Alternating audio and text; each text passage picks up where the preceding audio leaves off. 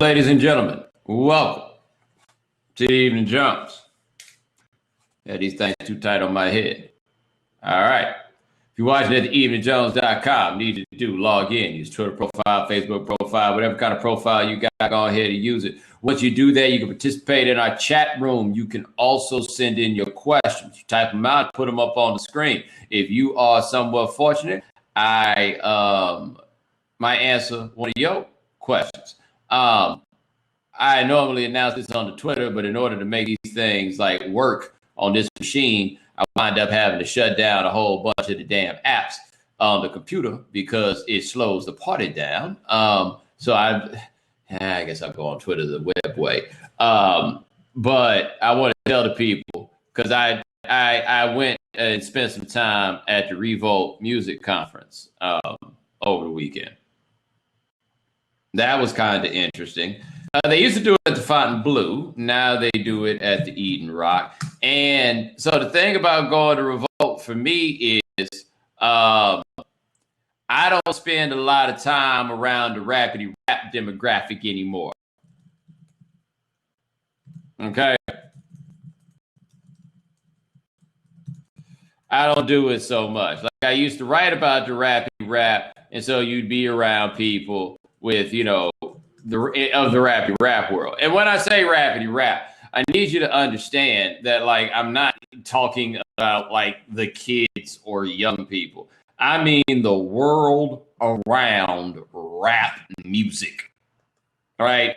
Like that is specifically what I mean. Hold on one second.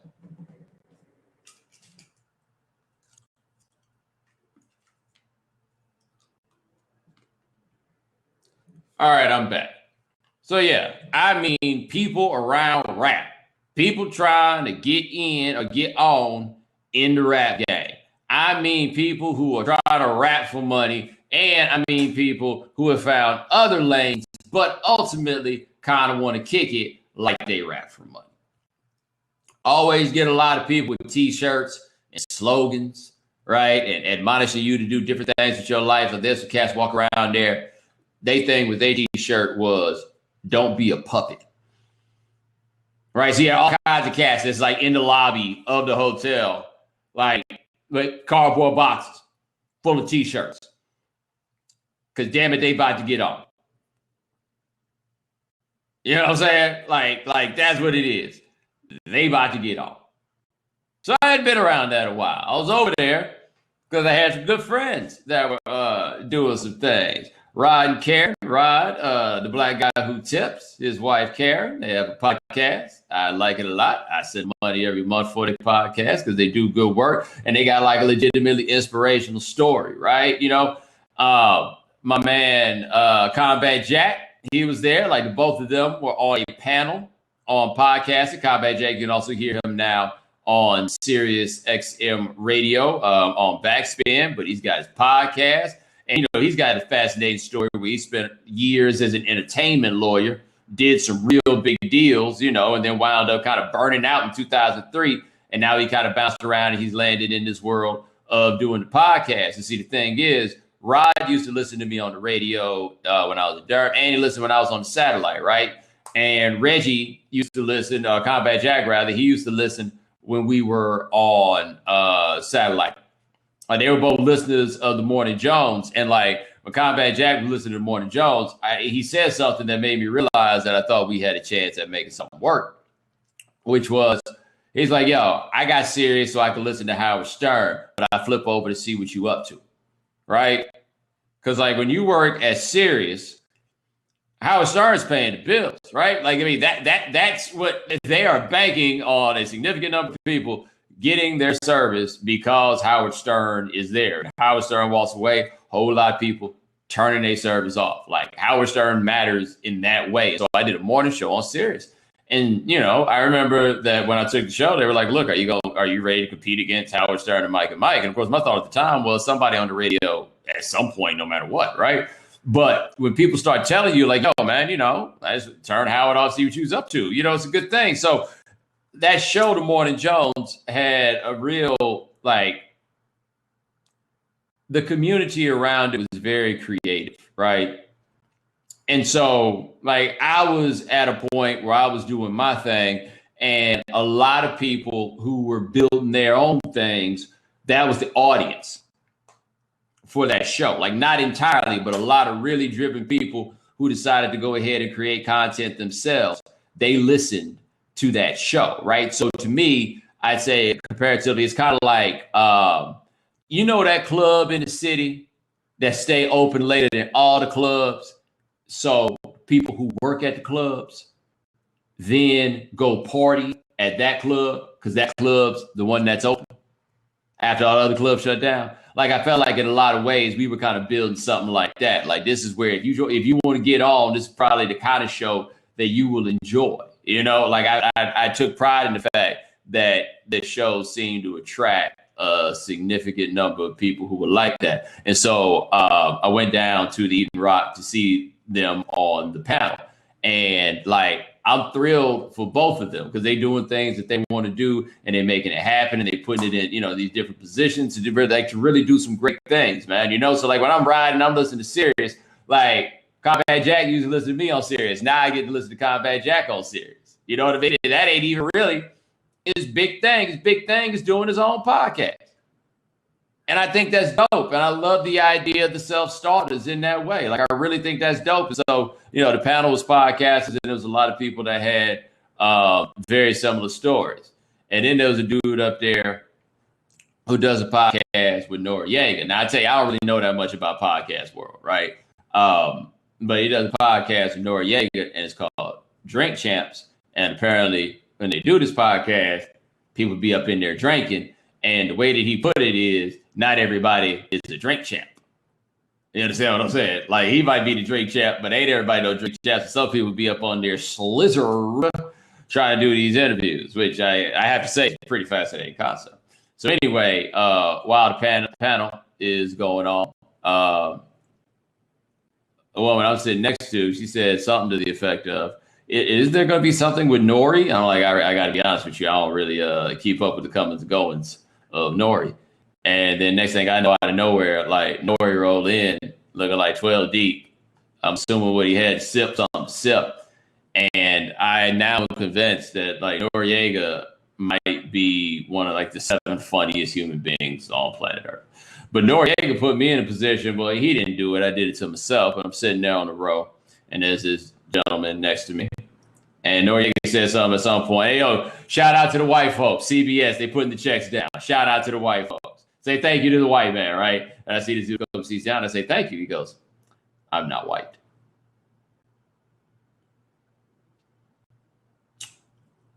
Oh. So, yeah. He says he's not white. And all I got is, my bad. Right? Like, what else? What else? All I got is, my bad. And he's like, yeah, not even close. And see, the thing about it is, he talked that shit about not even close. Yes, it is. It's close. Like, I ain't just out here calling thinking any old body some white man. Right? Like, I'm not, like, you're just not going to just throw anybody off the street in front of me and I'll be like, oh, he's a white man. Like, I do see color, you know what I'm saying? And I thought that was a white man.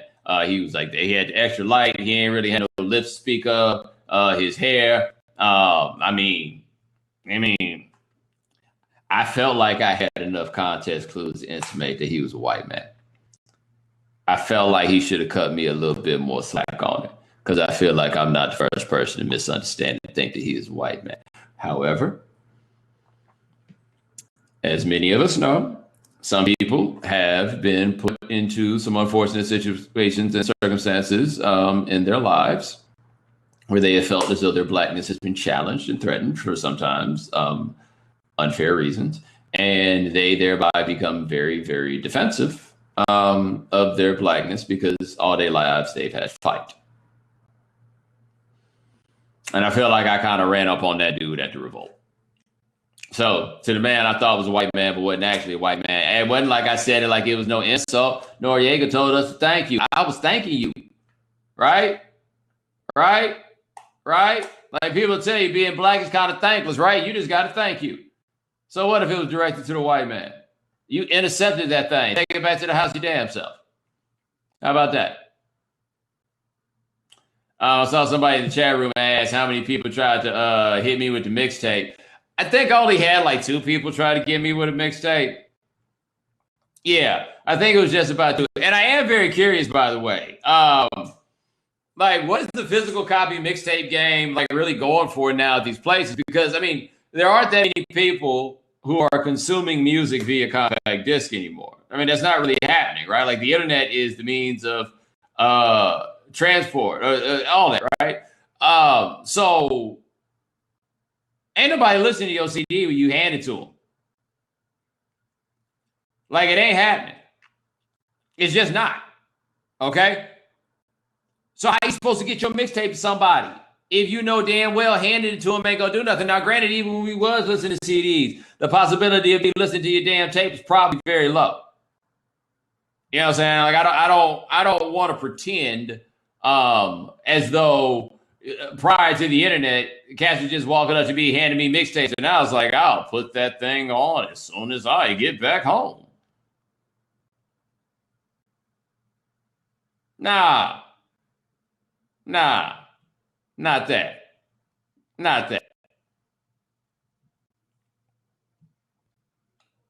Anyway, not that many people tried to hand me their mixtapes. And I guess I apologize to a degree because I imagine those of you who have been listening to me fairly consistently, I imagine that you were hoping that I would have a story that was in line with the last time I had stories from Revolt, and that would be the time that I saw Charlemagne's bodyguard Wax run Mace up out of Vita in the Final Blue.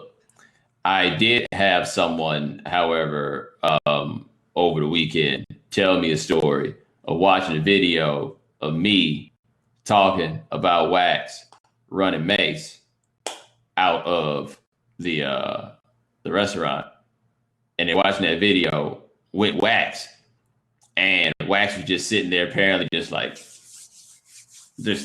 nodding the whole way. Apparently, he's very, very proud of his work. And you know what? You got to take pride in work, right? That's the thing. You got to take pride in your work. That was funny though that day. Ooh, boy. You ran that dude up on the spot. Like, I just can't imagine being like physically run up out the spot as an adult and knowing I was wrong in the first place. All right, like absolutely knowing that I was wrong in the first place for doing that. Oh yeah, I guess I tell you this too. I had a trip to take over the weekend. I mean, not over the weekend. It went on Friday. I went to New York, and I hung out with Jesus and Mero like over at the Vice studio, which on another day we can talk about what a fascinating ecosystem the Vice studios are. But I had like this kind of cool moment in life where I'm sitting there at this taco spot down the street from the Vice studios, and a lot of the kids, like a lot of the production staff for the Jesus and Mero show are producers who worked last on Highly Questionable. They're like, you know, and the executive producer of Highly Questionable is the executive producer in the Jesus and Mero show. And the guys who are working like day to day producing the show, they are a lot of guys that used to work with us over on Highly Questionable. So if you like Highly Questionable, there's a good chance you're going to like their show. Anyway, I went over there to kind of hang out with them. And so we're at the taco joint. And I'm sitting there, and while I'm there, a New York Times feature on Jesus and Mero dropped. And it's like, I'm sitting there across the table from these two dudes, and I'm watching them as it hits them. Yo, we just got a write up in the New York Times. Now, I think Mero told me that he'd been in the New York Times prior to that, but still, right? It was really interesting. Like, I got a picture as I put on Instagram. It's cool because it's like, the two dudes just looking down at their phones, and you just see them smiling, right? You know, because, hey, man, they were 3 days out from the television show, like a daily television late night show debuting. And they get to write up in the New York Times. Like, you realize how cool that is? Like that is really, really, really cool. And those dudes are really, really, really, really, really funny and naturally funny. So I look forward to how the show's gonna go. And let's see how it evolves. Like I'm telling you, this is somebody like I've never done a TV show from the ground up, but I've been new on doing a TV show. You got to give us some time, give us some time to grow. But I know the people who are working on the show, right? I know the people who are working behind the scenes on the show. I don't know the dudes on camera, but I know enough about them. There's a lot of talent there, and I'm pretty sure they're gonna have the space to navigate it. So there you go. I just realized I'm answering that as I look on the screen, and there's a question that says thoughts on Desus and Mero on Vice last night, and I guess I could have put that on here, but oh well. I just got to talk about it. Anyway, to your questions.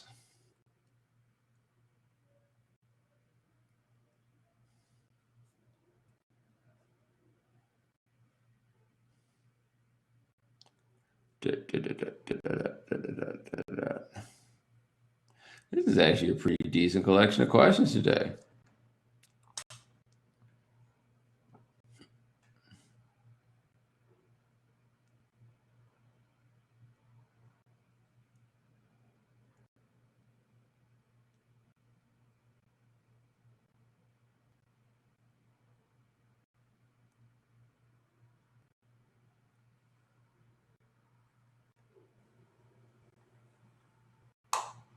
Damn. A whole lot of questions. I ain't picked one yet. Ain't that something?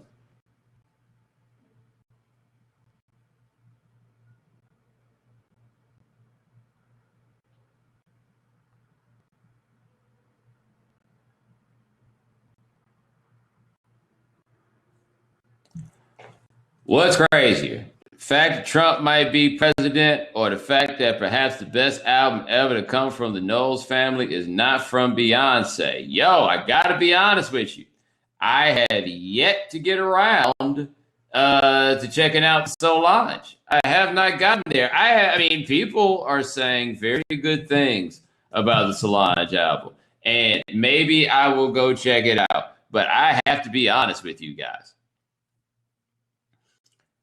There hadn't been a moment in my life where I gave a solitary damn about Solange. I have never thought about Solange one time in my life. Ever, ever, ever. Like, Solange is Beyonce's sister. Okay. Okay. Lumumba is Bomani's brother. Y'all go watch a television show with them on it just because of that? So I've just never been, and I want to be clear, that's not shade to Solange, because I don't know enough about Solange to know whether or not to praise or shade. I just have my curiosity about Solange just like doesn't really exist. Like that's it. But everybody I know says all these wonderful things about the record, so I'm going to check it out. So that would have to be the crazier thing, because the reality is, hey, that man ain't about to be no president. Like, I ain't telling you who to vote for. I ain't advocating anything. I just feel pretty confident right now saying to you, that man ain't about to win a thing. Like, I don't need no 538 research or nothing like that. I'm just telling you that's not the likelihood of that being the end game of this election is very, very, very low. It is very low. And I would also like to note that while that possibility is low, it is not a situation where it is impossible. And the importance of mentioning the fact that it is not a situation where it is impossible is just to let you know, yeah, we gonna see, bro. We gonna see. Okay, so nobody asked about it in particular. And as you know, I certainly have like levels of, I don't think restriction is the right word, but I mean, I'm honest about this. I don't think there's any reason to dance around it.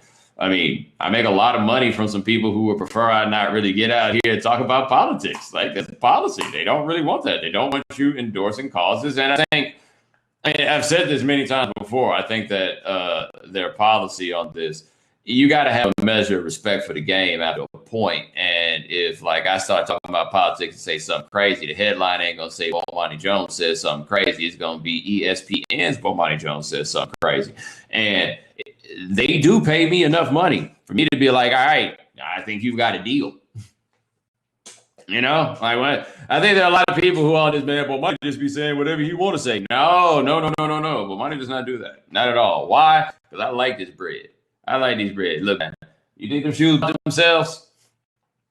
They did not. They did not. Right? Like you see them shoes that's under Cartman right there? They weren't cheap. They weren't cheap. And you know why I got them shoes? Because by and large, when they be like, yo, this is what we need you to do, I'm like, I think that'll work. You know, I do not purport myself to be any more of a revolutionary than I actually am. Like I'm pretty adamant about this. I don't want people to get this mistaken impression that I'm like out here like just totally raging against the machine. No, I absolutely work for the machine. And sometimes the machine be telling me what to do, and I'd be like, all right, you got it. You know? And actually, like I talk about it in the context of the paycheck, but that stuff's actually not for me really about protecting the paycheck. Like I got some bread, like I go figure something else out. It's really more about the fact that, and I think people like often lose sight of this, and I don't know how I got caught meandering onto this tangent, but here we are. Like I got a nice little platform, man. Like I get to do pretty cool work. I get to like bring attention to some pretty cool things. I get to like there are very few things that you absolutely must say at the expense of anything else that you might say from then on. Right? Like you really stop and think about that. Like if you got a platform and you got a chance to do some things, what would be the one thing that you absolutely got to do or say where the math works, that doing or saying that one thing is the way to go? And I have the math, I mean, because like, you know, that is short of a sacrifice, like to a requested sacrifice of your dignity, right? Like we all got like different places where we got to say no to stuff. I've never come up at one of those points professionally where I just like, hey, where you can't let me do something that I'm just like, this is ridiculous. Like I'm not there. But yeah, I started by saying I ain't really talking so much about like the political angles of things or anything else because I'm not. But I will raise, I think, a perfectly legitimate existential question about this is like, where is this Trump thing politics and where is it not? Right? Like, when is it that? Because I think about this for a second. You wind up with figures in sports, or we'll make the argument that those people like transcend sports. You know, like you're a big deal in the sports world, but you're a big enough deal that you can be over there like on some Access Hollywood or something like that, right? Like you have gone beyond just simply being a figure in the world of sports. Now, the thing about politics, especially as it relates to an election year, is that it's kind of impossible to say that anybody transcends an election because the election is the biggest story in the country, no matter what. Right? I guess the only time the election ain't the biggest story in like, you know, post Super Bowl that's going is what, the Olympics, maybe, right for like the 10 seconds, the 9 seconds, 100-yard dash, 100-meter dash, like is it then? So like the idea is not that you kind of can't transcend politics because politics is so overarching that you really can't go beyond it. But the stuff that goes on with Trump, like these aren't issues of like politics and policy. This is just a dude running for president. Like I think I've said this before on here, but I think it's a point that's kind of worth reiterating. And again, like, don't take this. This ain't no kind of like shot at the people that I work for or anything like that. Like this is just like a legitimate like thought exercise here as it relates to your man Trump. That this just isn't about politics. Like we're so far beyond that. So far beyond that, right? I sincerely wonder this. How many people, like people who like follow this, are you sure you know where Donald Trump falls on, like, pick one. You know what I mean? Pick one. Remember, Donald Trump was in there saying that Planned Parenthood needed to be funded in some of those debates, right? If you ask somebody to give like a legitimate profile of Donald Trump's political, like his platform, I don't think that many people could do it outside of like some pretty big bullet points. I just don't think that they could. Like our discussions about him don't have anything to do with politics. He just happens to be running for president, which is a crazy thing to think about, right? Right? Like the guy that is a major party nominee just happens to be running for president. Like everything that surrounds this is not that. All right. And so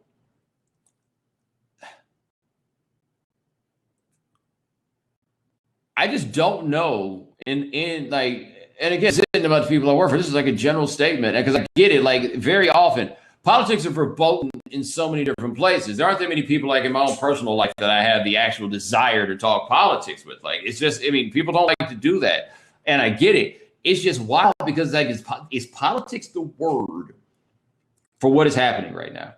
Because we got a debate on Wednesday night. We're watching it for entertainment. Like I think in previous years, like you watch debates, and I mean, I don't think the word obligation is quite the right word, but watching a presidential debate seems like a prudent thing for an adult to do, right? Like it seems like sort of thing you should probably get up on, right? I ain't watching this debate to get up on nothing. I'm watching it just to see what happens. And that's what we are all doing. Like you man, Kenny Bone might be the last undecided voter, but like, I mean, this is what we're all doing. We are here for spectacle. So if we're here for spectacle, how much longer are people going to require that we write this off as politics? Like across the board, how much longer are people going to do that? And then how much longer can people like then be allowed to hide behind it because hey, it's politics? Just thought. Appreciate the question.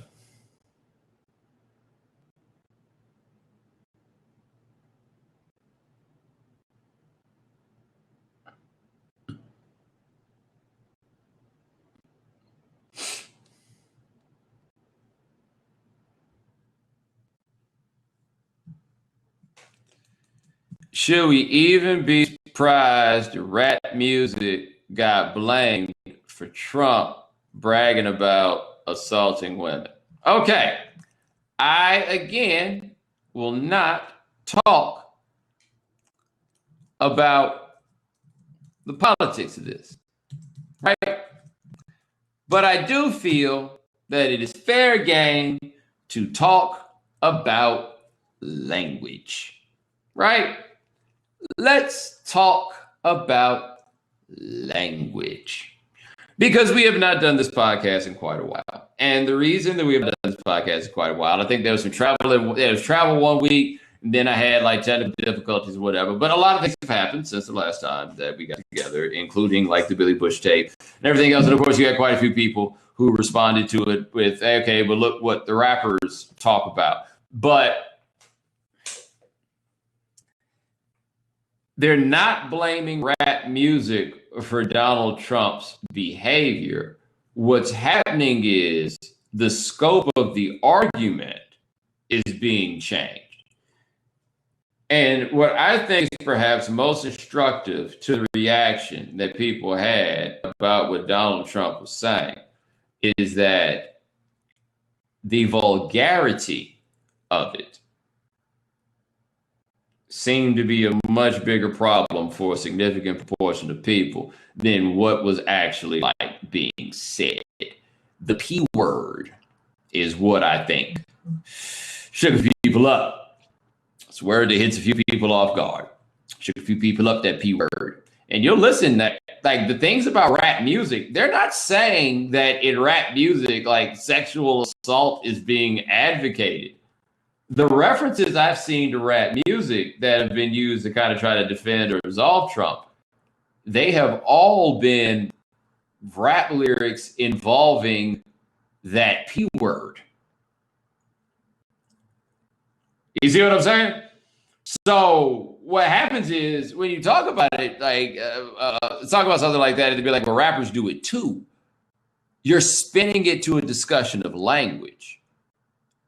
It's not about like what the crux of what that argument actually was. Like that isn't what it is.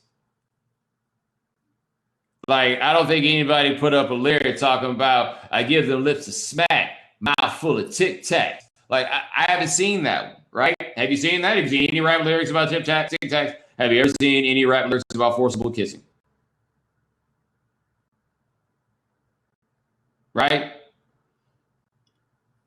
Because I don't think I've seen those come up. The ones I've seen come up have been about that P word. And for a lot of people, that was really the part that got them. That was really it. Always got to pay a little closer attention. Right. And so this year, like, for me, it was word grab, and I don't even wait. Like, don't get me wrong. I think there are people that got to the crux of what was so problematic about that statement.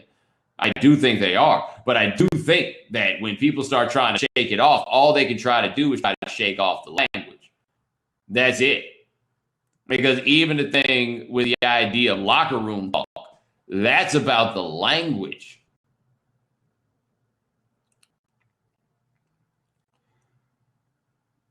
Appreciate the question. Let me see what we got here.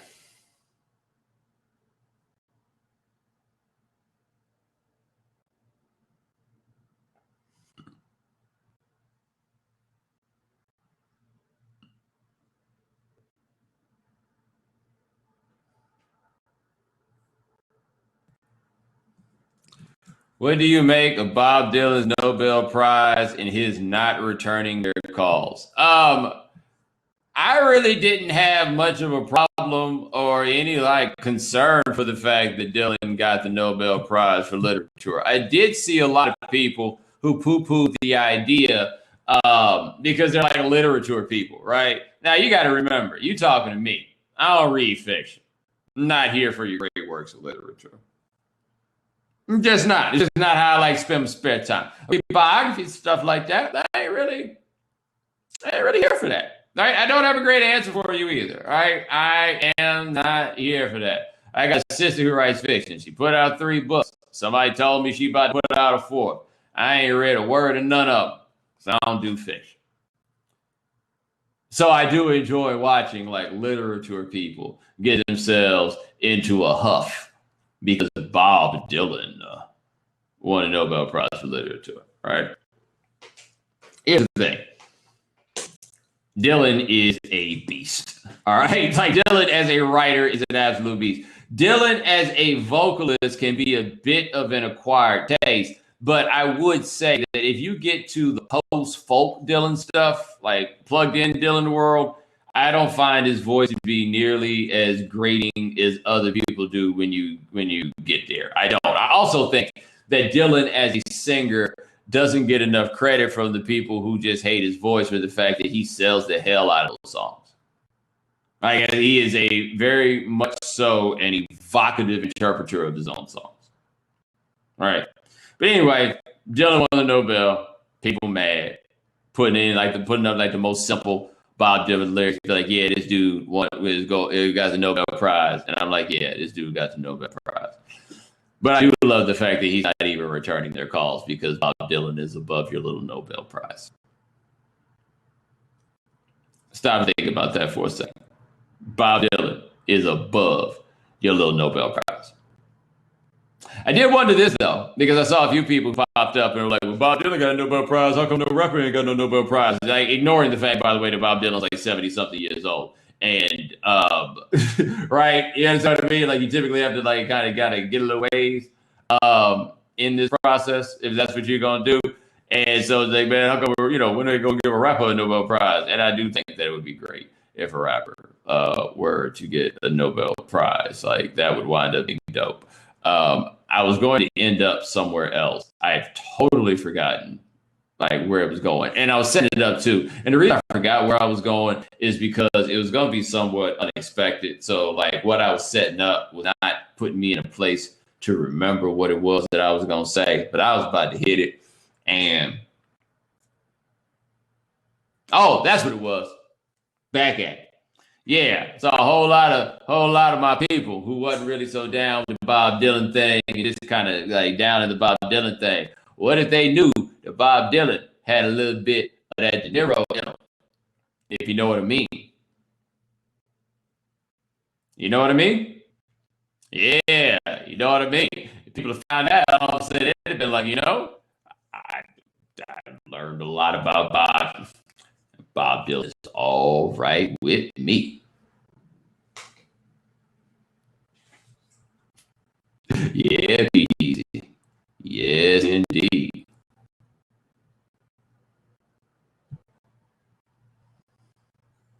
Appreciate the question.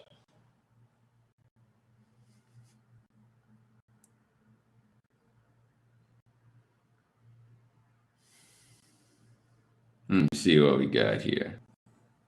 Oh, yeah, I can do this. What is your personal Donald Trump story? I know you've mentioned it before, or at least what can you tell us without risking litigation? Yo, risking litigation is actually a very interesting point on this.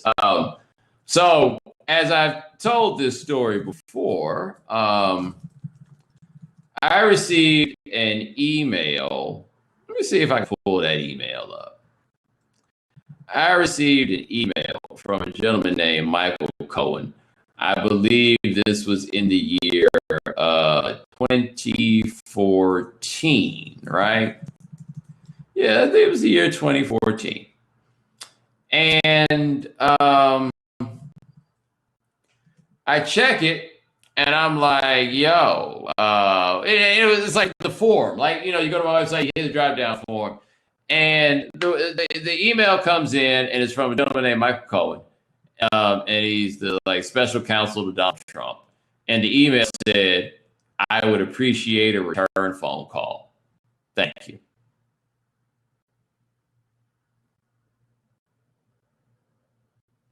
Yeah,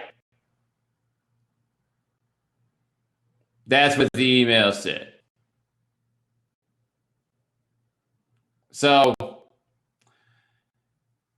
I replied and I'm like, all right, so what time would you like a call? And I said I would try to give him a call.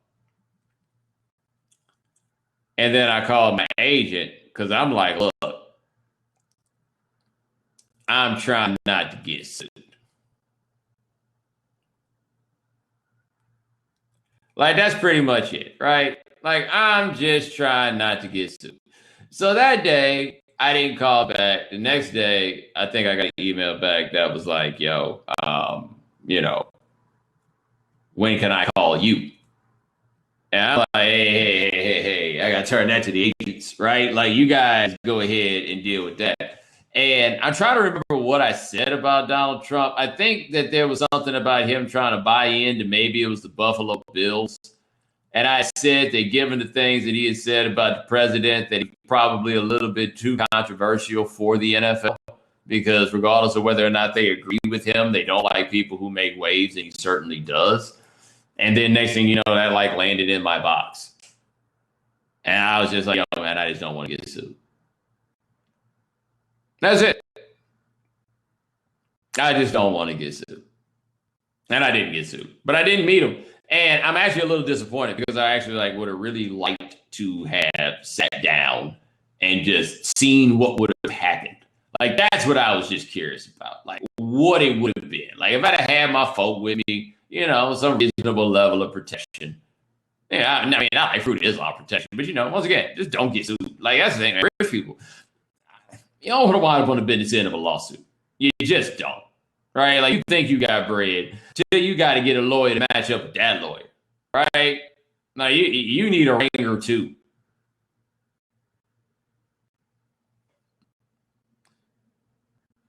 Appreciate the question. Let me see what we got.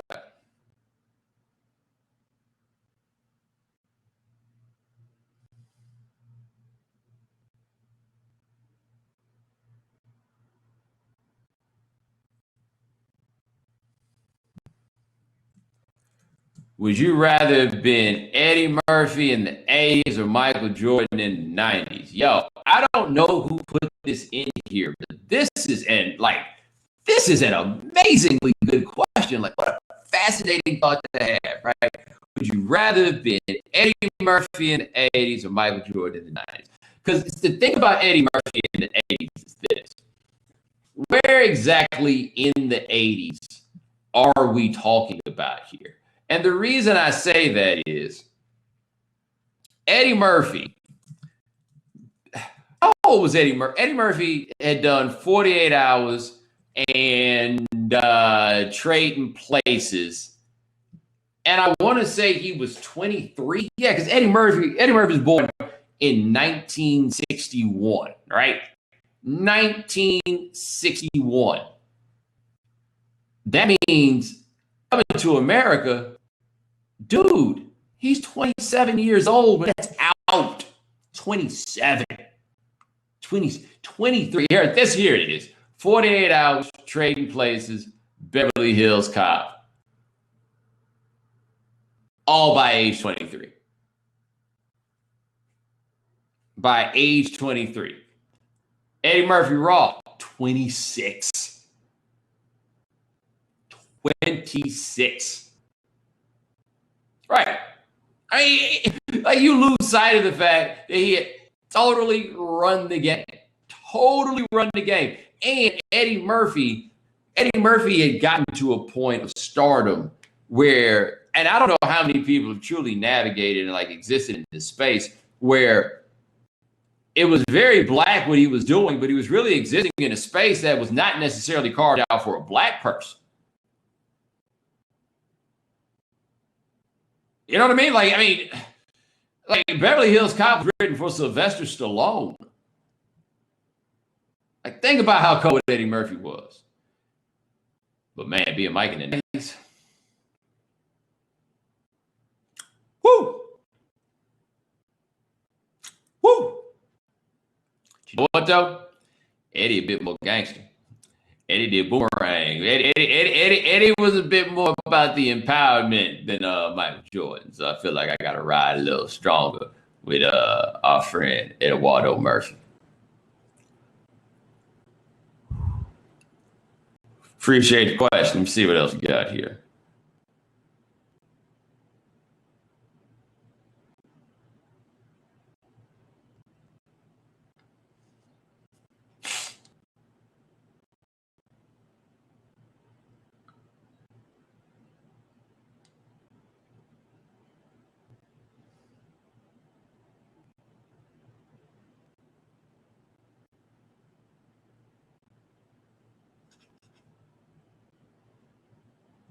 Hold up.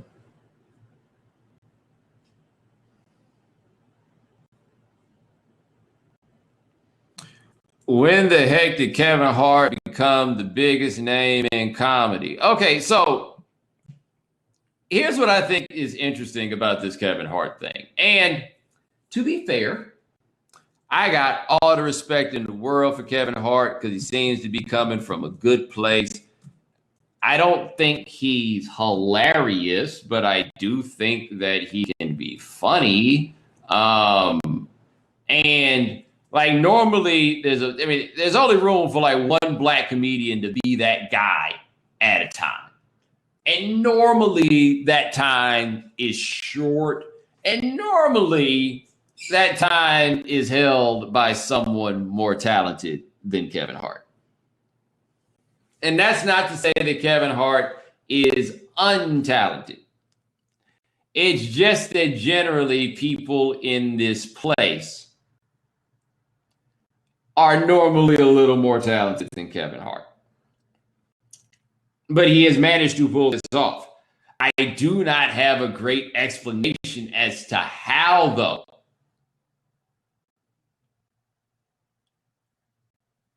I just really don't have it. Like, I really do just kind of feel like I looked up and it had happened. And look, we've interviewed him a few times on HQ and everything else. Like, it's a dude to root for. I just don't have a great explanation for how this happened. And by the way, I have no idea what'll make it stop. Right? I have no idea what'll make it stop. Because he's going. Like, who else gonna get it? Good for him. By the way, say that man made $90 million last year, man. $90 million last year. $90 million last year.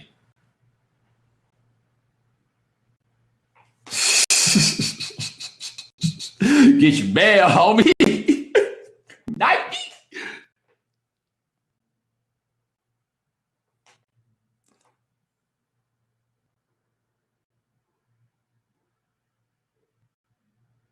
By the way, someone in the chat room on Kevin Hart just said you can't hate whatsoever. One thing I've noticed, by the way, like even those of us who don't like really find Kevin Hart to be hilarious, I don't find that many people hating. You know what I mean? Like it's a different sort of quality to him. Like I don't know anybody who dislikes Kevin Hart. They just might not rock with him.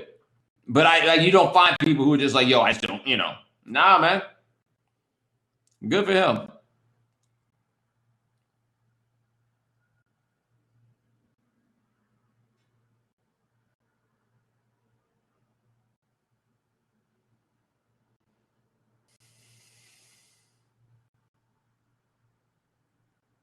See what else we got here.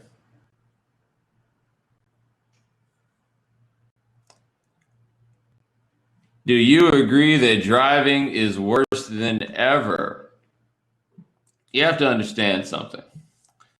For the last 3 years or so, I've been placed in a situation that prevents me from truly discussing the idea of driving in any sort of broad, macro, general type of terms. For the last 3.5 years, I've been unable to contribute to such conversations. And the reason I've been unable to contribute to such conversations in the last 3.5 years is I lived in Miami. And I can see why you might think that driving is worse than ever. But do you live here? Because if you lived here, you would understand that I moved into the twilight zone. I don't even know what bad driving is anymore. And like I hate it because I've done my things to contribute to the problems in different ways too. But I'm telling you, man, these are the worst drivers in the world. The world. And understand, I used to live in Africa.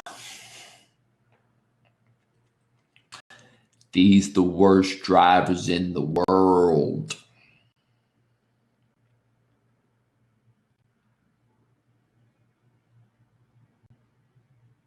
They're so bad.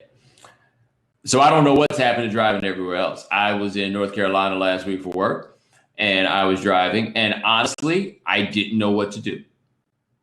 I honestly didn't know what to do. I felt like I have lost track of what it felt like to drive in what is a conventional flow of traffic.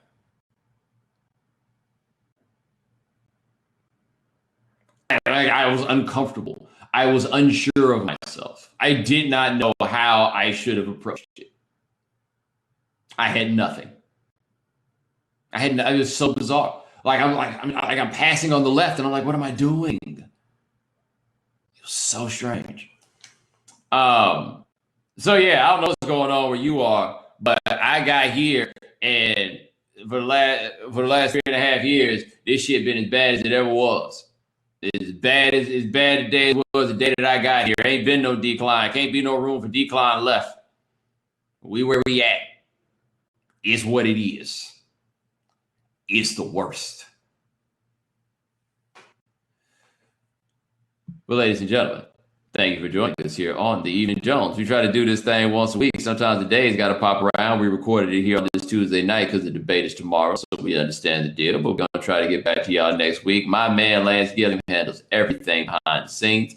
Thank you. If you cannot watch The Evening Jones live, subscribe to the podcast. Subscribe at iTunes. Subscribe at Stitcher. SoundCloud. We had the Google Play Store. That's right. We are at the Google Play Store. I always forget, but we are at the Google Play Store. So talk to you guys at some point this week. Take it easy.